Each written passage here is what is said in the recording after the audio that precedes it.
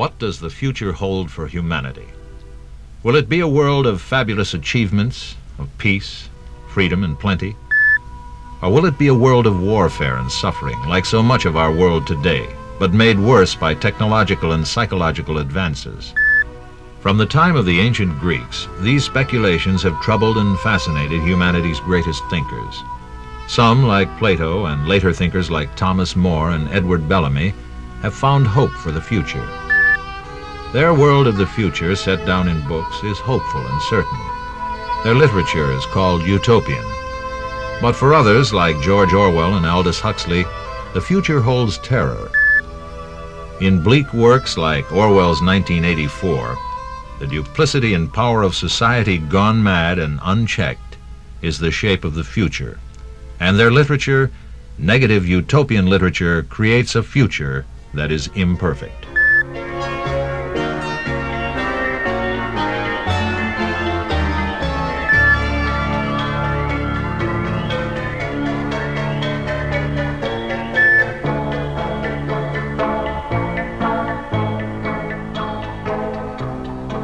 Winston Smith felt dreadfully isolated, although he was never really alone. The telescreen was everywhere. The telescreen always watched, listened, and heard everything. He dared not show any expression of emotion on his face in its presence. Only a cool and bland exterior could mask the torment that was gnawing at his soul. The telescreen was always watching, always spewing forth statistical myths and contradictory party slogans. War is peace. Freedom is slavery. Ignorance is strength. Posters reminded faltering party members that Big Brother, the leader of the party, was indeed everywhere, watching and listening. The novel is set in a drab, worn-out London. England, now known as Airstrip 1, is part of Oceania, one of the 3 surviving superstates of the world. Oceania is always at war with one of the other 2 superstates. Oceania has always been at war. The past has not only been abandoned, but denied. Ironically, Winston's job at the Ministry of Truth is to constantly rewrite the news so that the past is altered. The government controls all thought, past as well as present. The opening of the novel prepares the reader for the grimness to follow. It was a bright, cold day in April, and the clocks were striking 13. An ominous number. The atmosphere of gloom surrounds Winston as he makes his way home to his flat in Victory Mansions, a neglected middle-class slum. There, out of sight of the telescreen, Winston begins his act of rebellion by writing a diary. But he gravely accepts the fact that eventually his thought crime will be discovered. The boredom and agony of Winston's life is alleviated by his longing to find in history some truth to balance the enforced mechanism of the party's teachings. As he drinks synthetic gin, a drink allowed only to members of the party, he finds that he has unwittingly written, "Down with Big Brother, down with Big Brother," and he despairs, knowing he will never escape from the thought police. At his job in the Ministry of Truth, Winston continues to mechanically alter the past to conform to the party's concept of the present. But in his heart, he can no longer conform. He will appease the government by going through the rituals. He takes part in the 2 minutes hate, focused upon Emmanuel Goldstein, the primal traitor, the earliest defiler of the party's purity. But his spirit does not obey the new god of power. Winston cannot worship the power of the state like other party members. Winston's sense of isolation increases. His mind wanders. In his daydreaming, he remembers a voice that spoke to him in a dark room 7 years before. It was O'Brien, a member of the inner party, saying, "We shall meet in the place where there is no darkness." Winston somehow sensed a feeling of kinship with O'Brien. Perhaps he is not alone in his rebellion. Perhaps his thought crime is shared by others. Perhaps the brotherhood really exists. But he couldn't really be sure. He continues to be plagued by doubts. Winston, though fearful that he's being followed, goes to the slums where the proles, the working class, live in hopes of finding an older person who can remember some of Oceania's past. The proles, the ordinary people, are beneath suspicion.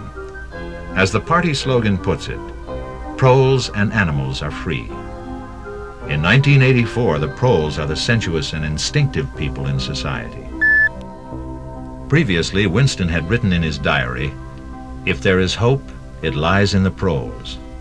It was dangerous for party members to associate with proles, but Winston must if he is to understand his own mind. He wanders into the junk shop where he had rashly purchased his diary. The antique dealer is friendly and benign. Winston sees a transparent glass paperweight with a piece of coral embedded in it. What appealed to him about it was not so much its beauty as the air it seemed to possess of belonging to an age quite different from the present. The soft, rain-watery glass. The thing was doubly attractive because of its apparent uselessness. The paperweight is part of the past, fragile, artistic, beautiful. But anything old or beautiful is suspect. It symbolizes a suspended world as transient as water in sunlight. Mr. Charrington, the shopkeeper, shows him a dark, shabby upstairs room. There's an old print of St. Clement Dane Church over the bedstead. When Charrington quotes the rhyme, "Oranges and lemons, say the bells of St. Clement's. You owe me 3 farthings, said the bells of St. Martin's," Winston realizes he has never heard the bells of the London steeples chime. The poem ends, "Here comes a candle to light you to bed. Here comes a chopper to chop off your head." A harmless children's rhyme, but in Orwell's novel a foreboding, threatening thought indeed. Winston knows that he will inevitably be caught and punished. No one ever escapes thought crime. Death is the final penalty, but what happens before death is the most horrible. No one in Oceania can be trusted. Everyone in the ministries must be careful. Topics for conversation when it occurs are limited. Deep personal communication is unheard of. Julia, a girl in the fiction department, seems a particular threat. Her public enthusiasm for party doctrine is exceptional. Winston begins to fear that she will discover his treason. He is stunned when she slips him a note directly in front of the telescreen as they pass in the hallway. To his amazement, it reads, "I love you," and a new dimension enters his life. He is bewildered, confused, but enthusiastic. Winston's marriage had failed. Marriage can only be contracted in Oceania if the partners are not attracted to each other. The sole purpose is the procreation of children. Winston's wife was childless and left him. Julia now offers him love, but they must be careful. Days pass before they see each other again, and they hastily arrange a rendezvous. It is in an isolated spot in the country reached by a circuitous route, which each takes separately in order to confuse the ever-watchful thought police. Since love and joy are subversive emotions, engaging in private passion is an act of treason. Julia is in fact a hedonist. Her obvious public party loyalty is meant to cover up her truly rebellious spirit, but her rebellion is physical. Winston's is intellectual. In a moment of rashness, they rent the room over Mr. Charrington's shop as a hideaway. Their hours together take on the mask of outmoded domesticity. Julia even brews real coffee, stolen from the inner party. Musing about their love, Winston states that the proles are really human. He and Julia, as party members, are not. Beneath their window, they can hear an old, worn-out proletariat woman singing, eternally washing and hanging clothes. Naively idealistic, Winston and Julia believe they can never be forced to betray their love. Winston says, "It's the one thing they cannot do. They can't get inside of you." They could lay bare in the utmost detail everything that you had done or said or thought, but the inner heart remained impregnable. Later at the ministry, O'Brien, to whom Winston has dedicated his diary, invites Winston to his apartment to discuss the 10th edition of Newspeak. But he seems to imply that there are more important matters to discuss. Winston, boldly, has brought Julia with him and declares that they are thought criminals, enemies of the party, and adulterers. They are ready to join the conspiracy if it exists. O'Brien says, "It's real, the Brotherhood we call it." Suggesting they join to overthrow Big Brother and his followers, he promises to give them a book by Emmanuel Goldstein, the arch enemy of the state. Their indoctrination by O'Brien resembles a religious rite. They drink wine. O'Brien questions them as if from a catechism. You are prepared to give your lives? Yes. You are prepared to commit murder? Yes. To betray your country to foreign powers? Yes. When they leave, O'Brien gives Winston and Julia a wafer to erase the smell of the forbidden wine. Again, a religious symbol. The church is a recurring symbol in 1984. The ditty running through Winston's head is about church bells. The picture over Julia and Winston's bed is of a church. One of their meeting places is a bombed-out church. In their room, Winston solemnly reads to Julia from the book. Julia says, "It's marvelous," but she falls asleep.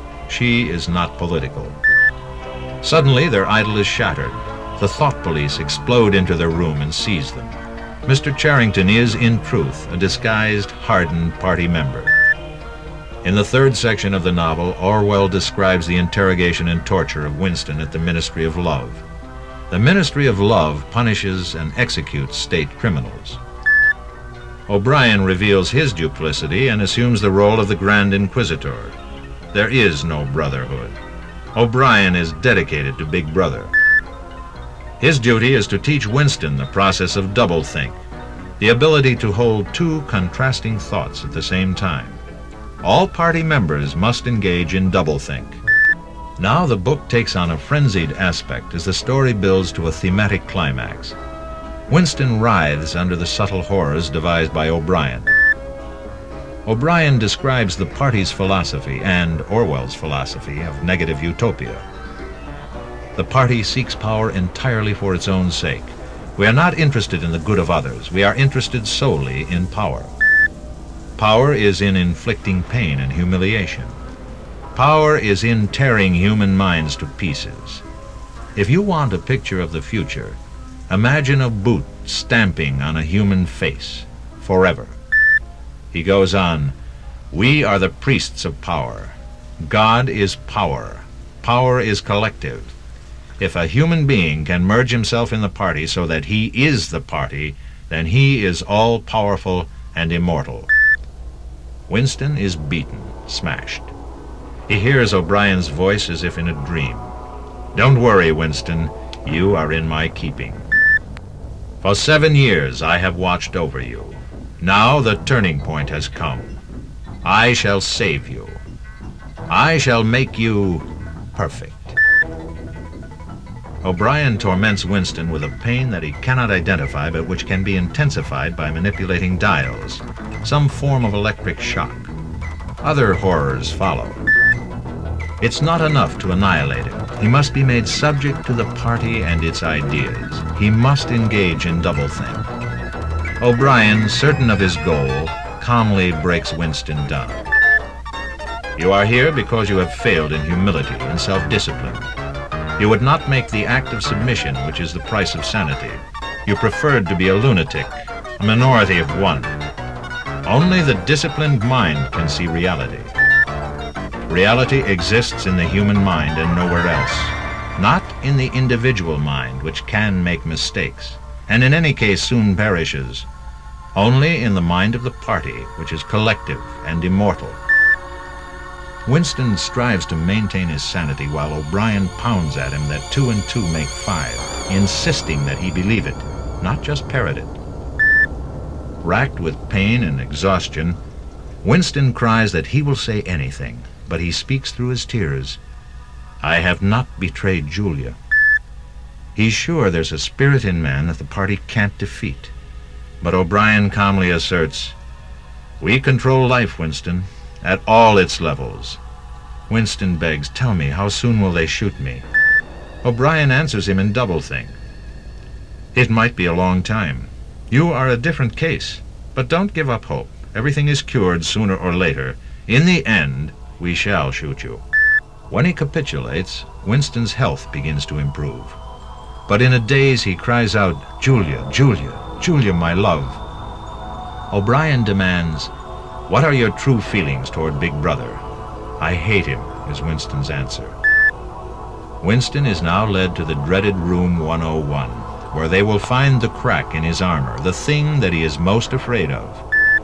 For Winston, it is rats. When O'Brien moves a cage of rats closer to Winston, he envisions the starving creatures boring into his face and screams in terror. "Do it to Julia, not me. Julia, I don't care what you do to her. Tear her face off, strip her to the bones, not me. Julia, not me." And in that moment, he has been totally subdued. His rebellion is unsuccessful. Nothing is withheld from Big Brother. When Winston sees Julia again, their love has been destroyed. They are completely apathetic toward each other. Neither regrets that he was not loyal. They part forever. Winston is free to spend the rest of his life in gin-sodden quietude, playing chess alone in the Chestnut Tree Inn, waiting for the long-hoped-for bullet to strike. He has not been permitted to die yet. Instead, he lives a life of lifelessness. Gazing up at a poster of Big Brother, he realizes he had won the victory over himself. He loved Big Brother.